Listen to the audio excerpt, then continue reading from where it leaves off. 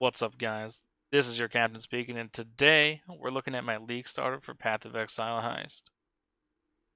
What I chose to do was Ignite Chieftain, an Armageddon brand for clear, and Discharge for single target. The only unique that I used so far is the Searing Touch. I managed to get this one for only 15 chaos on like day 2 of the league, day 3 maybe. So it's a relatively budget build. Most of the other gear is stuff I found while leveling. This one only requires level 35. I have it for the dex requirement. This is, I mean, it's a fine item. The crafts is just there. Most of this gear, like I said, found it while leveling. Good pair of boots, but 5 link for Armageddon brand, clear. All this gear, super cheap, so you'll know that the build is not very expensive. And because the build is not very expensive, it also doesn't clear very well. No, I mean, I take that back. It clears really well. It just struggles with single target, at least for now. So we'll do a tier 10 map as not to like fake it. If I did like a low tier map, it would look like the single target DPS is fine, but it's really not good, at least for now. I'll just kill things, come back and loot later. One thing about build showcase videos I've always disliked is when they don't loot the stuff that drops, but it's like, hey, you dropped an exalt back there, go get it.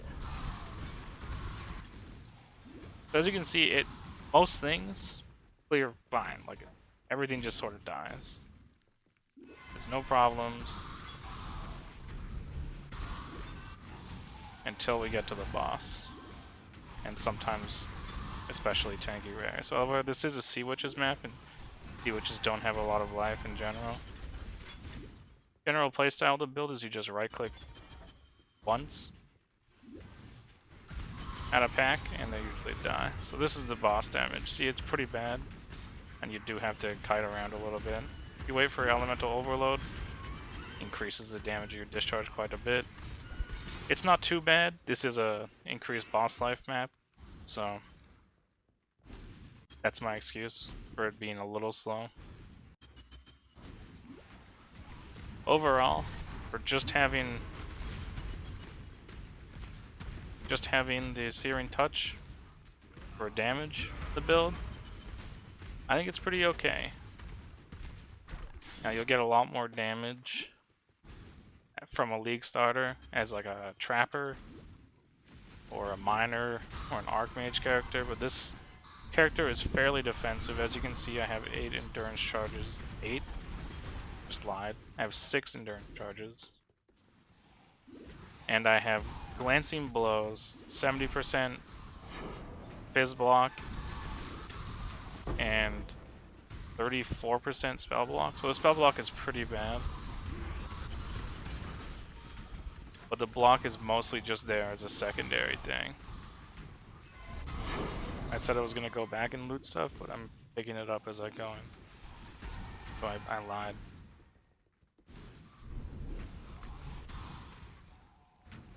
So yeah, the block is just there because it's about a 9-point investment to get 70% block with glancing blows. We don't really have anywhere else to put our points other than just more life. So the block seems like a good idea. Anyways, yeah. That's it. Don't know how long that was, but it was pretty simple. And it wasn't very scary. So we'll go over the links quickly before we move over to the Path of Build section. For Discharge, I just flipped my gem, so I'm using level 19 one while the other one levels. Discharge, Unbound Ailments, Deadly Ailments, and Burning Damage. You can use Swift Affliction here instead of Unbound Ailments, but I'm using Unbound Ailments just to increase the duration that the burn is on them, or the ignite is on them, just so I don't have to discharge as often. Leveling the Malevolence right now because it's better than Anger, which I didn't know going into it. Flammability and increased AoE. You definitely don't need the increased AoE, I just have it there. I use flammability mostly just for single target. Just helps just that little bit.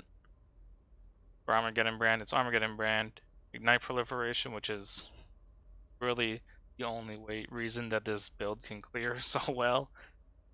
Combustion, Deadly Ailments, and Burning Damage. Over here we got Flame Dash, Enduring Cry, Second Wind, and Brand Recall. Don't really use Brand Recall that often, but whenever I do use it, it feels kind of bad. So Brand Recall is definitely not necessary in the build. Enduring Cry is our way to generate endurance charges.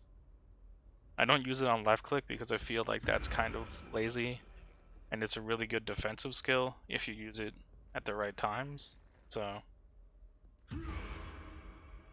I think it's really good to just use it when you're taking damage instead of just having it on left click like some people do. In the boots you have absolutely nothing. So that's all the links. Like I said, the gear is really shoddy.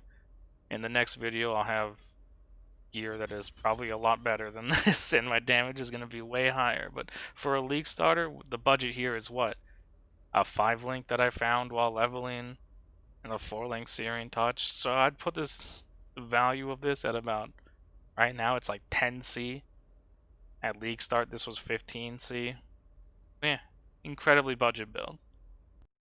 Okay, so now we're looking at the path of building here, and I'm going to talk about the decisions I made and the reasons I made them, and what I want this character to become eventually. So right now, path through life in the beginning of Marauder because this in melee damage this rather. Go down here, pick up Soul of Steel, Bloodless, and pick up all the arms and Mortal Conviction and Blood Magic. And now the build is Blood Magic because mana sucks. You could use a mana flask on this build if you didn't want to do Blood Magic and just use one of the ones that doesn't end when you fall on mana. But I figured that there's not a lot of auras that really help this build. It's really only Anger and Malevolence. And Anger is just not as good as Malevolence. So I figured, well, we'll just use Malevolence. Just use one aura. So if we're only using one aura, Blood Magic's fine. It gives us 20% increased maximum life. It's really good. Pick up Endurance Charges. We pick up Unwavering Stance because we're not evading enemy attacks anyways, and we're literally right beside it. And getting stunned while casting Discharge is a 2-second loss of DPS time, so that feels really bad. Pick up all the good damage stuff here, and then we pick up Glancing Blows and these 2 block nodes to give us 70% chance to block and 34% spell block. It's not ideal, but like I said in earlier, our block is just like a secondary thing, like it's just sort of there to help our survival just a little bit. It's not a main thing, it's not a main focus. It's 3 points here, 1 point here, and 6 points here, so 10 points. It's not that much of an investment. And also these nodes give spell damage anyways, so they're not completely worthless. Actually, spell damage doesn't increase our ignite, pretty sure. Okay, they're kind of worthless. But the block is nice. Go through here, pick up Discipline and Training because this is like the second best health node in the game besides Constitution. But getting over to Constitution would cost us block. So one way to go about this would be to sacrifice block in order to get 10 nodes here. So 1, 2, 3, 4, you'd be able to pick up 1, 2, 5, 6.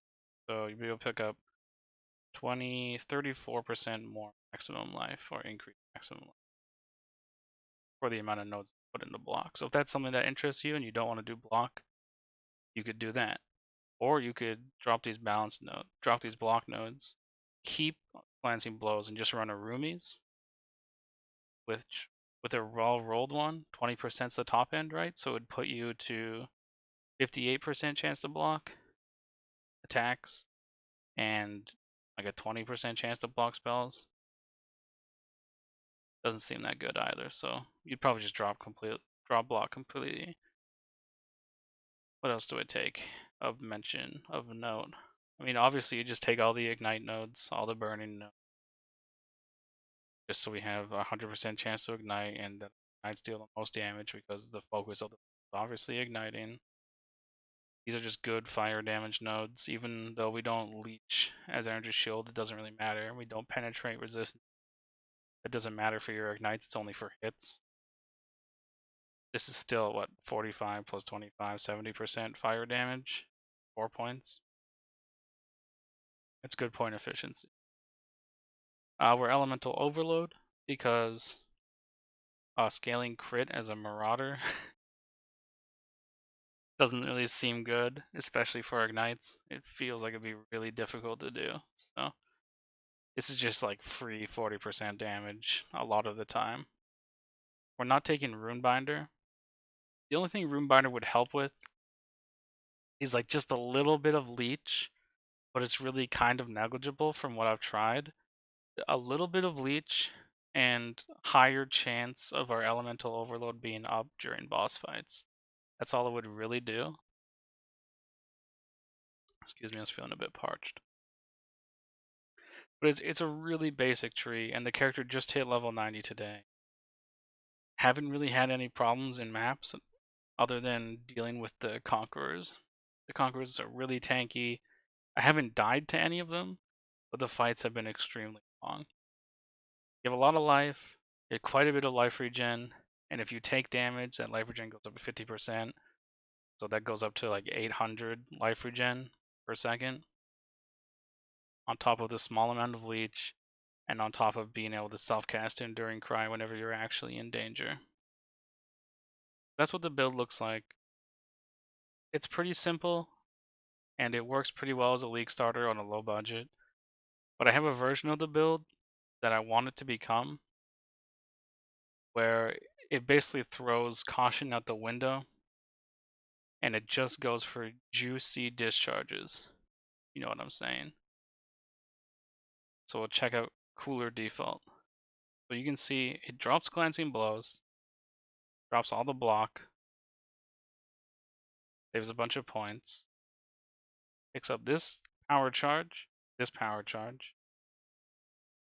and over here picks up this endurance charge and this frenzy charge. And you might be like, well, how do you plan to get all those charges? Move over to the items category, put on a Frost Ferno in the helmet, and we socket our discharge in the helmet, increasing the ignite DPS already by 300,000, but that's not even it. And also, it's got a corrupted +2 AoE gems. It won't be that difficult to get. It'll probably be around an Exalt, maybe 2. So not cheap, but obtainable at this point.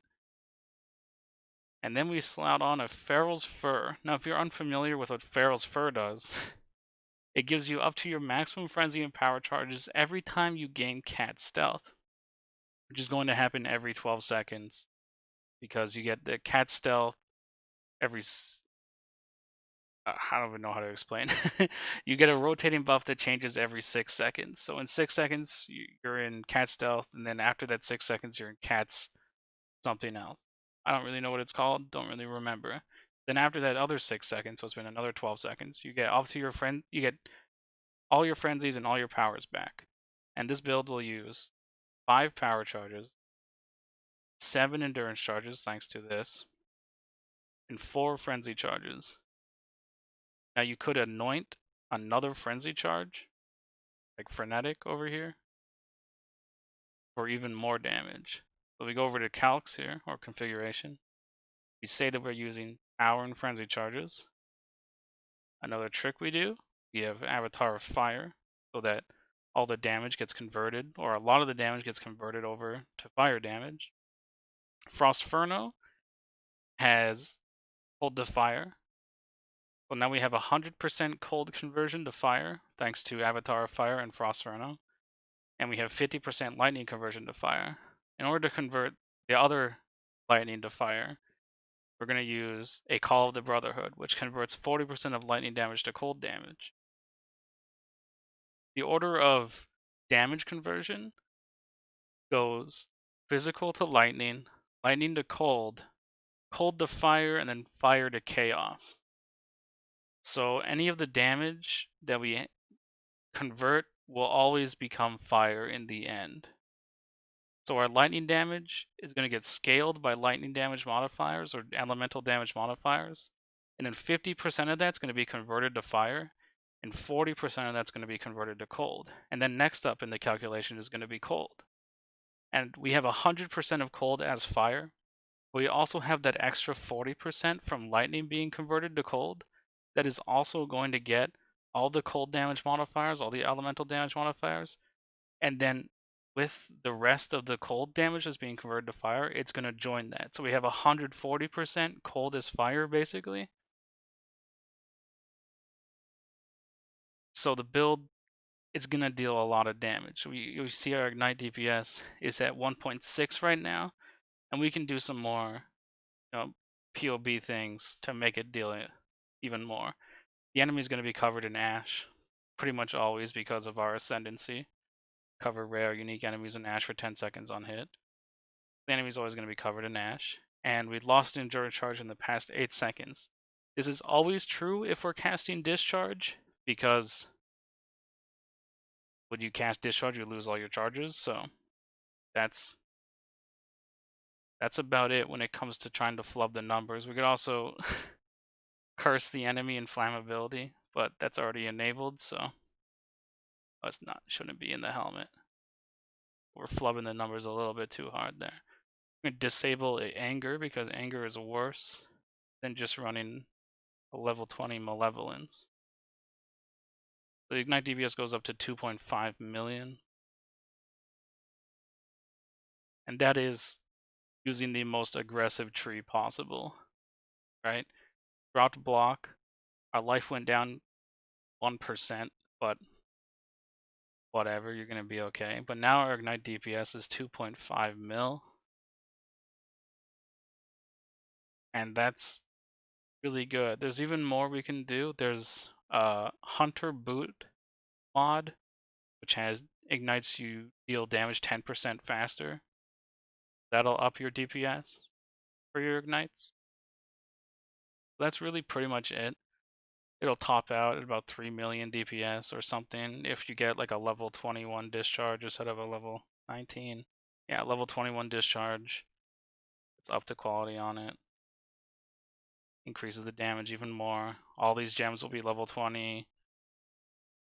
See what that does. Anyways, you get the point. The build, my vision for the build is going to be using Feral's Fur and a Frostferno and a Call of the Brotherhood to convert 90% of lightning to fire and 100% of cold to fire, and just walk around and just blow up every single boss that I see. I hope you like the build. Thanks for watching, and I hope you subscribe and like if you enjoyed it. Subscribe if you want to see more content. Let me know if you want to see me theorycraft another build, or if you think I stole this build from somebody. I did know Rise was doing an Armageddon brand Discharge character, so maybe I stole it from him. My door just closed behind me. That was scary. Follow me on Twitch if you're not already. Twitch.tv/CaptainHero1. The link will be in the description below. And if you want a link to this build, I'll also put that in the description below. Anyways, thanks for watching, and I will see you next time.